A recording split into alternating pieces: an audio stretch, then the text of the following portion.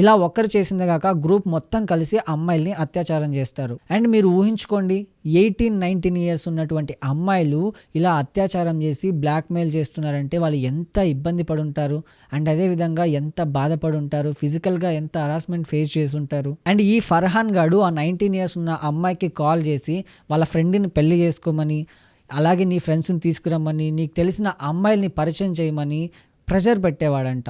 And ఒక BTech అమ్మాయిని కూడా ట్రాప్ చేసి వాడికి ఇష్టం వచ్చినట్లు, వాడే కాకుండా వాళ్ళ ఫ్రెండ్స్ కూడా ఆ అమ్మాయి మీద ఫిజికల్గా మెంటల్గా హరాస్మెంట్ చేసి ఒక రూమ్కి తీసుకెళ్ళి ఆ అమ్మాయిని సిగరెట్లతో కాల్చారంట, కొట్టారంట, తిట్టారంట.